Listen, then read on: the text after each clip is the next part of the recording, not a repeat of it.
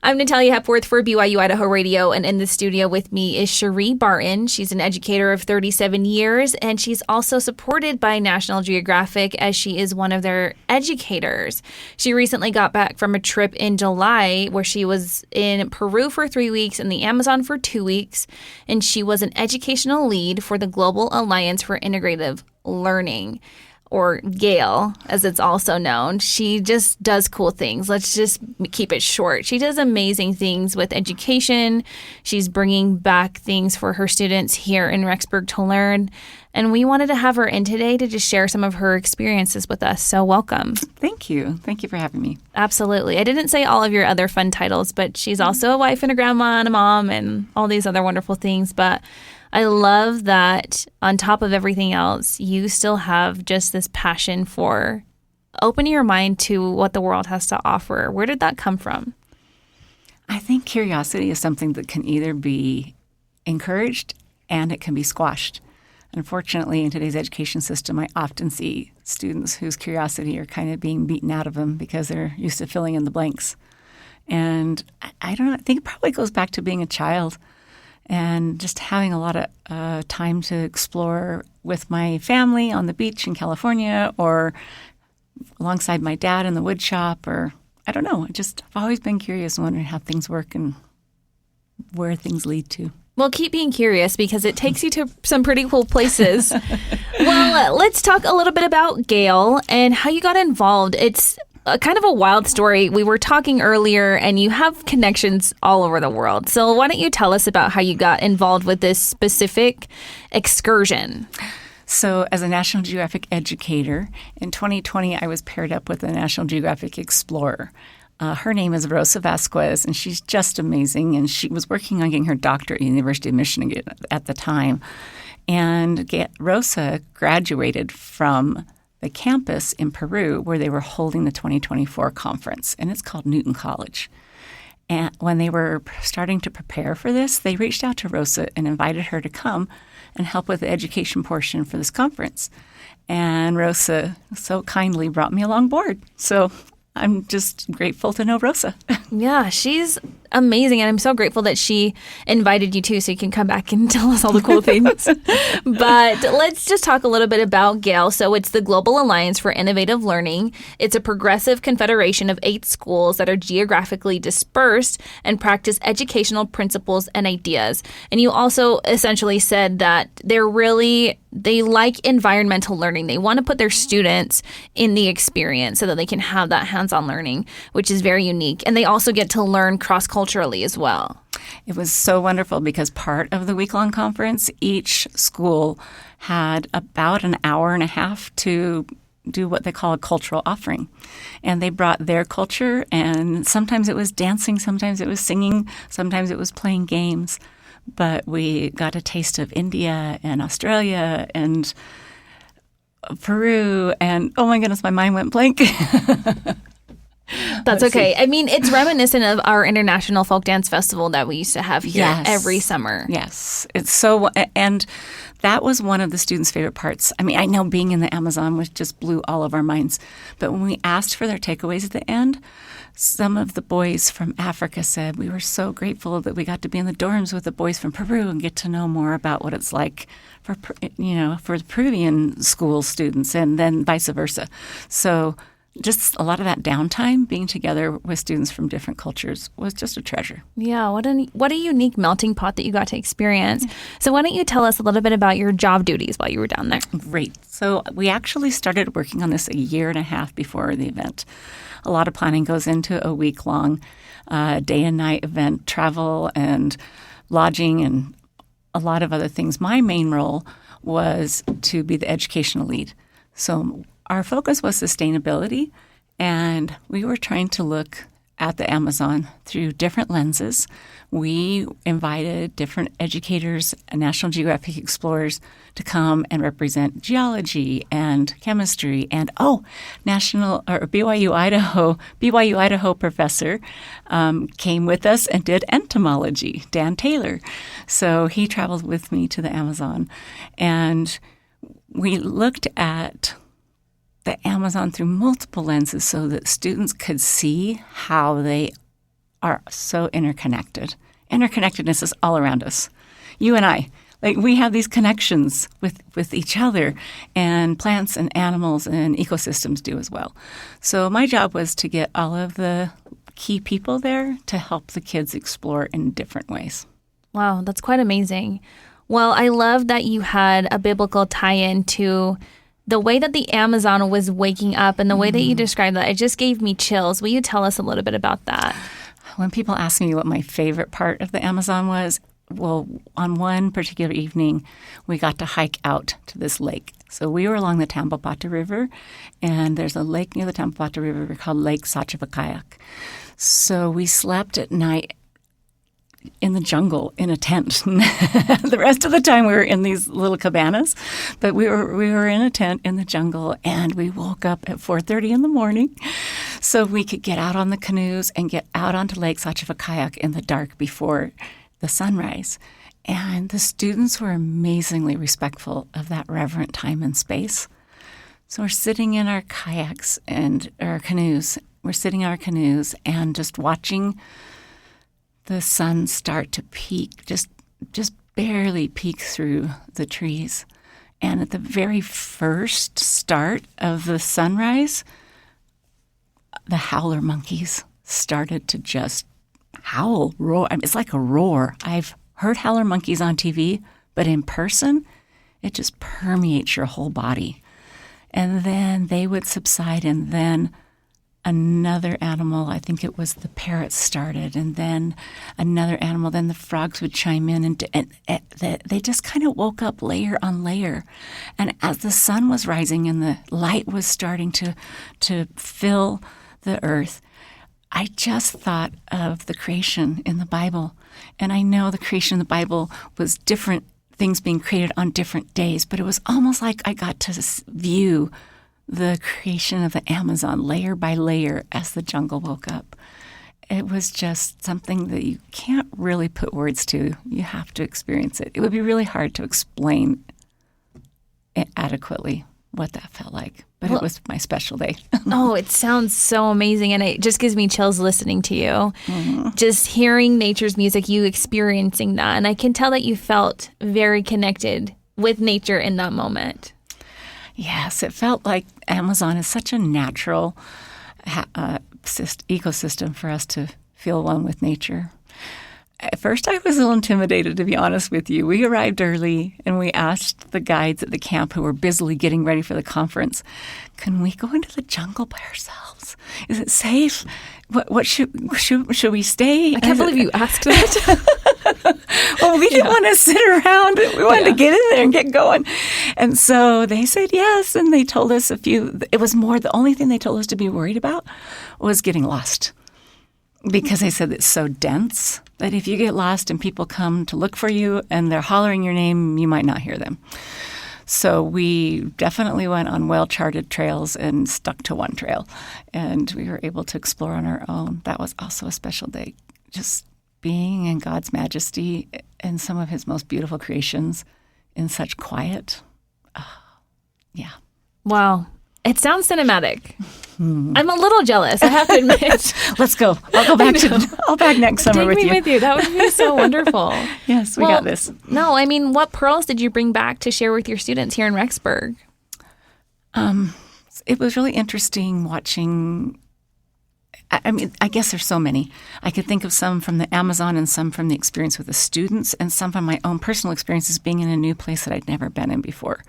When I first arrived in Lima and we would drive around, it might have been just because it's a big city and you think big cities are a little bit different, but the poverty was so extreme and the housing was so dilapidated.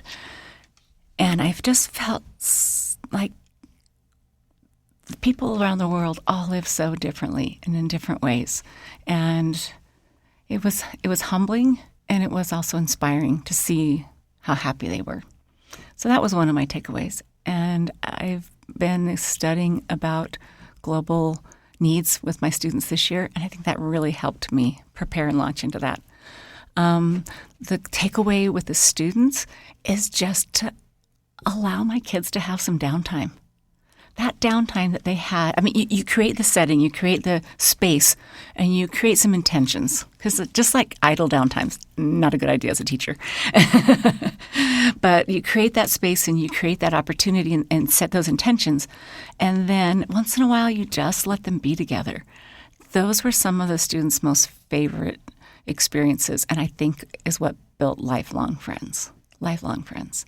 My takeaway from the Amazon was how grateful, excuse me, we should all be for everything that God has created on this earth. It feels like we're walking in places that maybe no human has ever been before.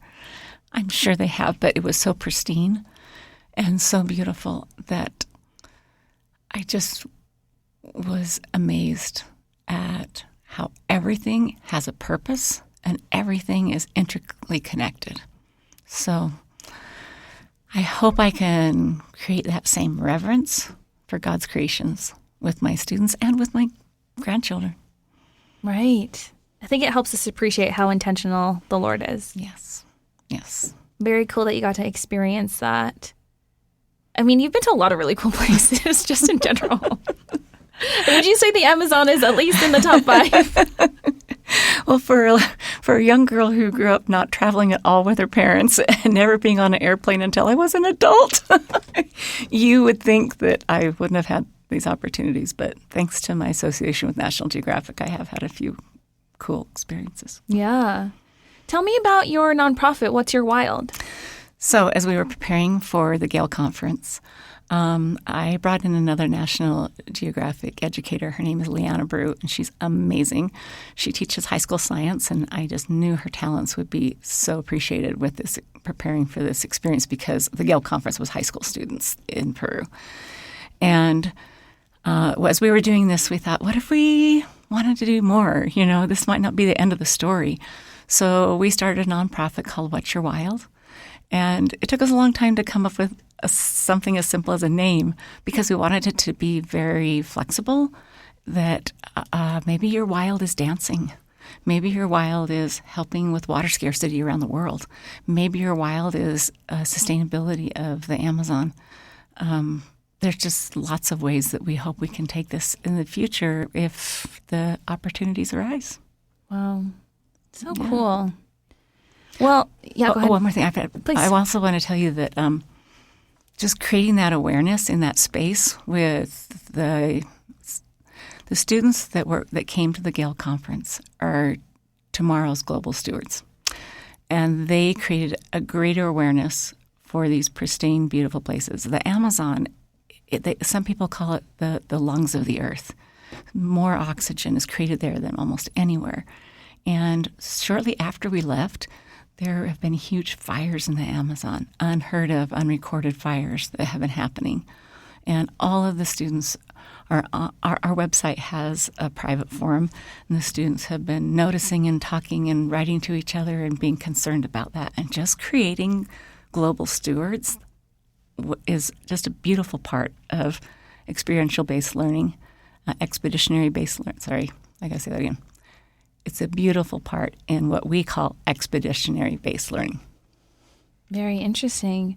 Well, why do you think it's important for all of us to be stewards of our earth? I mean, I think sometimes we kind of put our environment on the back burner because there might be other issues that are more in our face or more on social media that we pay a little more attention to. But, I mean, we live in an unprecedented part of the world ourselves. Yellowstone is right around the corner. We have the Henry's Fork where we have world-class fishing. Tell us why. Personally, just from my book, I feel like the earth is a gift. It's a gift from God. Think about all that went into creating it. And when you go to a place like the Amazon, you know that there's layers and layers and layers of thought and organization and planning that goes into that. He gave us this amazing gift. And what do you do with a gift that you appreciate? If you appreciate it, then you take care of it. I feel like if all of us were just a little bit kinder and just did a little bit more, then we will be able to enjoy these spaces so much more and have our opportunity for our children and our grandchildren and our great-grandchildren to have those same experiences that we have in Island Park or in Yellowstone or in the Amazon. And so I think that's a stewardship that we should all engage in and adopt. Great.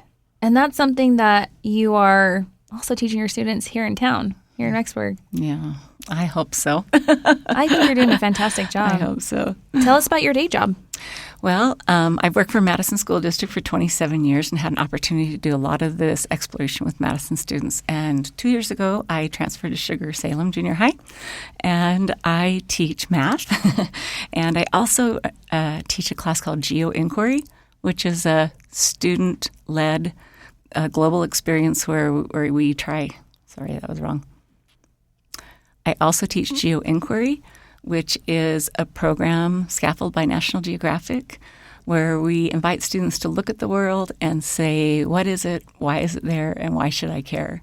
They could look as close as their own backyard or anywhere globally that they want. I also teach project-based learning, and a lot of my students' projects kind of get woven into doing things that connect with some of my experiences and background. Very interesting and very unique. And you also try to help provide us an environment where students do have as much hands-on learning as possible, it seems like. Oh, I feel like if we could just all go outside and learn all day, we'd remember what we learn. Yes, I do love being, you can even do things indoors, but having students in the driver's seat, having them learn how to learn. You know, I went to a conference probably about 10 years ago, and they said, in 20 years, half of the jobs that our students will be applying for haven't even been created yet. So if they haven't been created yet, how do we prepare them for them? We teach them to be curious. We teach them how to solve problems. We teach them how to find answers. And that's what I think hands-on learning does for our students to help them prepare for tomorrow. Absolutely. And it makes you indispensable. Well, I have a friend that has this job that I never even dreamed would be a job. And when she told me what her job was, she's a young college student that just graduated from BYU-Idaho. And I went, oh, my goodness, they were right. That's cool. That's really cool. What would you tell – well, how do I ask this? I just feel like you're so well-rounded as an educator. Why do you think it's important to be open-minded to learning from all parts of the world, all different types of academia? I feel like you are very well-rounded. I don't think I've met an educator as well-rounded as you. You're so sweet. Tell me how to be you. That's what I'm really asking. I don't know if you really want to do that. I guess I've always felt like it doesn't really matter if we're talking about the Amazon or if we're talking about water scarcity, if we're talking about the topic doesn't matter to me, the child does.